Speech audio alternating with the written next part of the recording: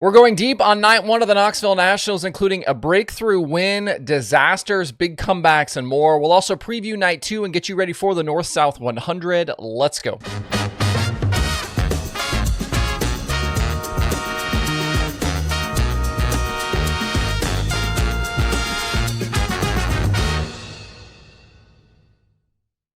It's Thursday, August 7th. I'm Justin Fiedler. This is DIRTRACKR Daily presented by Kubota Genuine Parts.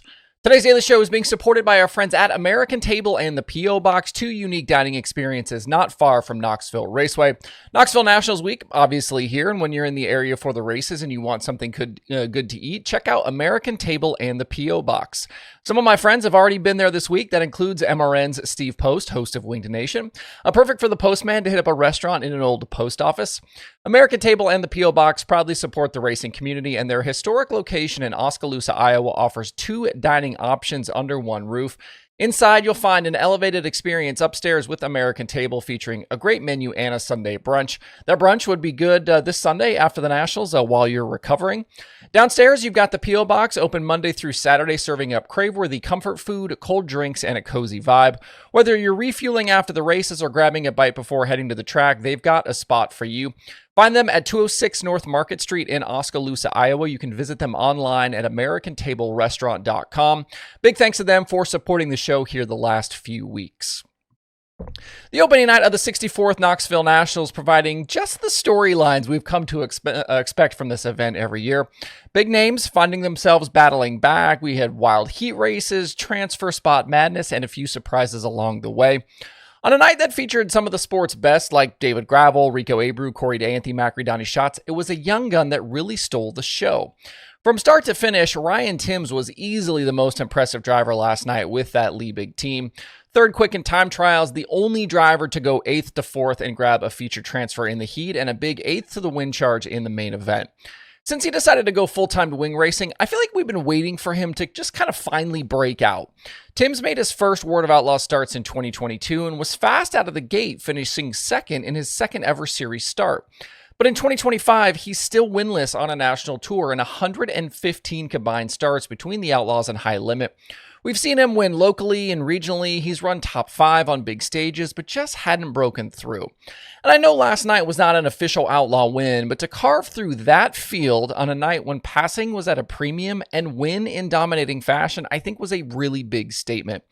Timms and Austin McCarl were the only drivers to start on row 4 in a heat last night and get into transfer spots.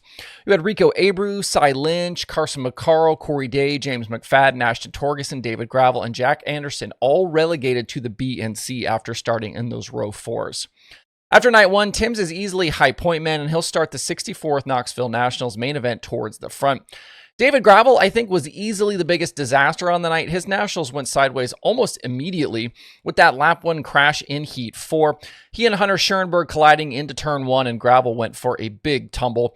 Schoenberg later told Sprint Car Limited's Jeremy Elliott that he was stuck in dirty air and picked up a push right as Gravel made a move for the middle. He said, quote, "I'm sure he's not happy. I don't know what he said and don't really care.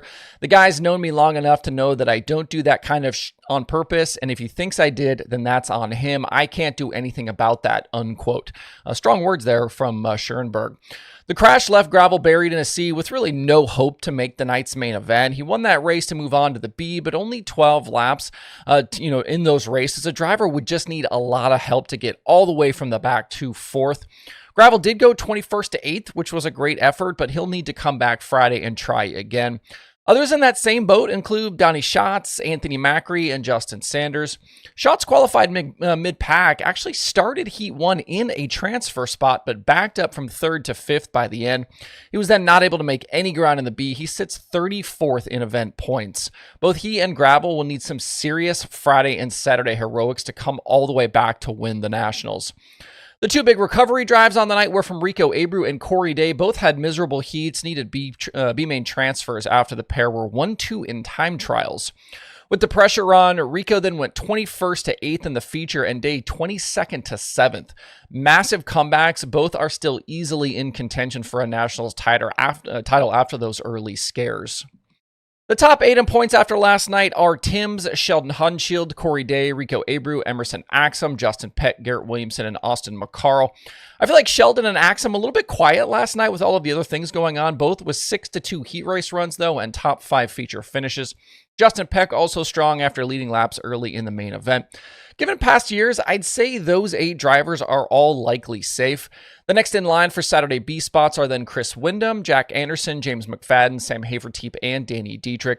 We'll see if those positions hold after night 2. The wildest moment of the night was easily the battle for the final feature transfer spot in that B. Cy Lynch had it laid, and James McFadden was charging on that last lap. The two were in a drag race coming out of 4 to the checkered and basically met in the middle.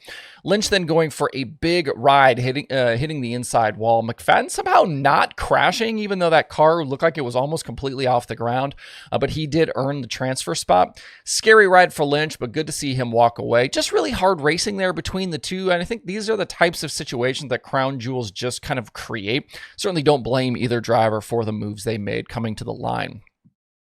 Tonight at Knoxville, we'll get the other half of the field for their prelim night. It has been raining all morning there with multiple inches of precipitation falling. Looks like things should clear out by the afternoon, but we could again see a very juiced up racetrack. That again wouldn't bode well for those guys that end up starting deep in heats. Defending winner Kyle Larson, he's in the field tonight, as is Buddy Kofoid, Brad Sweet, Carson Macedo, Brian Brown, Brent Marks, Gio Scelzi, and Logan Schuchart. Some others I think to watch include Brady Bacon, who made last year's main event. Tanner Thorson might be a bit of a dark horse pick. He's been really good this season. Bill Baylog led laps on his prelim night last year. And Kerry Madsen has 27 career wins at Knoxville. You always see him pop up here periodically. Same setup as last night with qualifying and heats inverted by 8, then the alphabet. Points on the line all night, and we'll see who makes that top 16. If you are not at Knoxville, you can again watch action live over on Dirt Vision. In other Wednesday racing, Jacob Denny scored again with the Xtreme Outlaw Midgets. He won the opening night of Appalachian Midget Week at Action Track USA. He led 25 laps and topped Kenan McIntosh and Gavin Miller. Michael Facino also leading laps in that one. Denny now has 7 wins in 15 races this season. He has yet to finish worse than 8th in a feature. He's been on the podium in 7 straight races as well. Midget Week continues tonight at Linda's Speedway. And the Knoxville Nationals isn't the only big dirt racing going down this weekend. The dirt late model focus will very much be on the North-South 100 at Florence Speedway with the Lucas Oil Late Model Dirt Series. 2 $6,000 to win features tonight, 2 more $6,000 to win features on Friday, and then $75,000 to the winner on Saturday. Thursday and Friday will pay event points, and then where drivers end up after the prelim nights will then set Saturday's heat race lineups. Bobby Pierce has won the North-South 100 2 years in a row, and before that, it was Jonathan Davenport. Pierce will be looking to bounce back after what was a tough USA Nationals last week at Cedar Lake. He was 17th and 11th there, and never really a factor after having won that one previously. As we start to tick down, the battle for that final Lucas Chase lock-in spot, I think, will be a big focus for several teams. Hudson O'Neal's good stretch here lately has him up to 3rd, with Devin Moran backsliding a bit into 4th in that final spot. Garrett Alberson, 150 points out, and the charging Brandon Shepard is 175. B-Shep has looked like a completely different driver in that newly redesigned Rocket XR2, but if Moran can just stay consistent, I think Shep and the Rocket 1 will likely run out of time. Some other guys to watch this weekend include a revitalized Tim McCready. He's won at Florence before. Josh Rice is always a local favorite when the series comes to Florence. We've seen Mike Marlar, Brandon Overton, and Ricky Thornton Jr. all win races at that track here recently as well. There are other dirt late model options this weekend, but we'll talk more about those on the show tomorrow. And that is an important show note. There will be a Friday daily this week and likely a Saturday episode as well. So wall-to-wall coverage coming your way during what is a massive dirt racing week. We're going to shut it right down for this episode, however. So I hope you guys have a great Thursday out there. We'll see you right back here tomorrow.